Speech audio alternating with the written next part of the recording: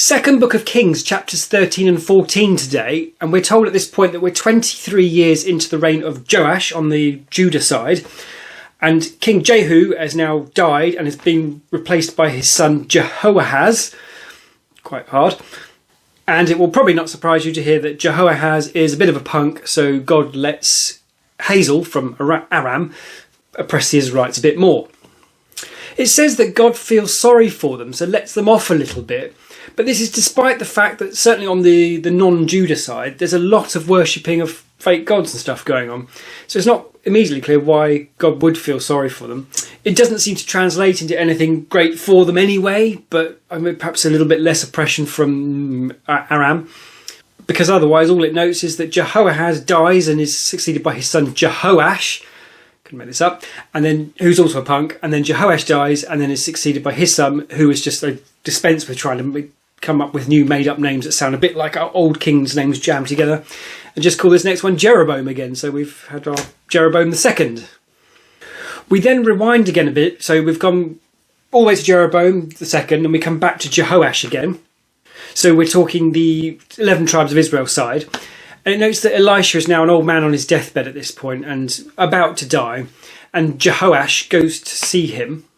It seems that Elisha has one last tip for Jehoash, basically saying, you do some stuff and then you will have victory over Aram. So he says, take your bow and arrow, shoot an arrow out the east window. Is that east? Don't know. Blind, presumably. I mean, hopefully there's no one underneath there or anything, or outside the window. And then you've got to whack the ground, and then if you do all that, suddenly the armies of Aram, you will defeat them and they will be completely destroyed. So Jehoash, like, yeah, cool, okay, gets his bow and arrow, twang, out the window. Not clear if he hits anybody. Then gets the ground, whacks the ground 3 times and seems pretty pleased with this. But Elisha is very unhappy with this because apparently, well, it doesn't sound like it was specified, Jehoash was supposed to have hit the ground 5 or 6 times, still vague, not just 5 or 6. So Elisha is angry, declares that this is going to mean that Aram isn't going to be completely destroyed. It sounds like they're only sort of partially destroyed because he only did 3 out of 5 or 6. And then Elisha dies anyway, so yeah, a bit weird. And guess if you're going to finish on something weird.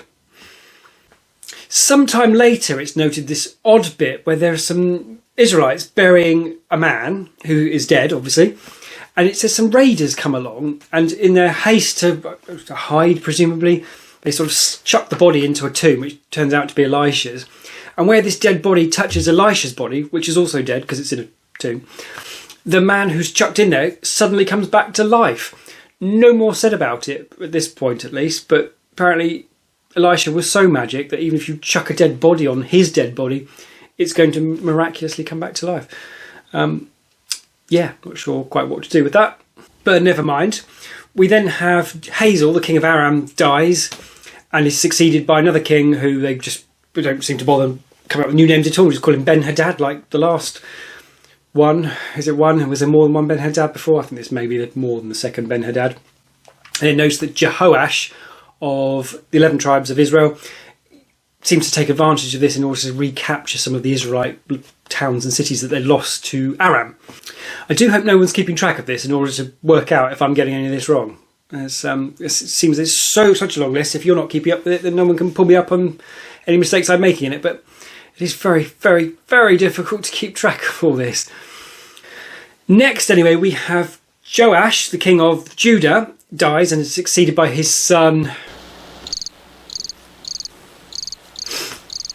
who is called Amaziah. Seems like a king that God is happy with. Amaziah kicks that crap out of the Edomites, so seems like a bit of a badass.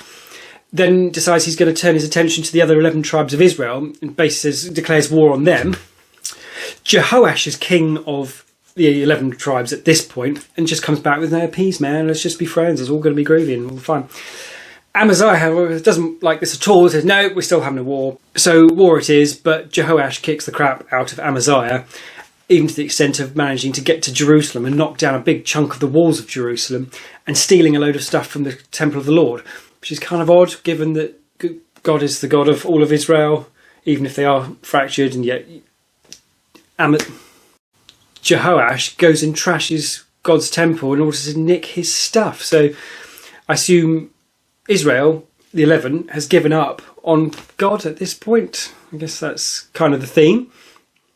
It's interesting that, as I understand it, Amaziah is seen as a good king by God because, well, he goes and fights with the rest of Israel and loses, obviously.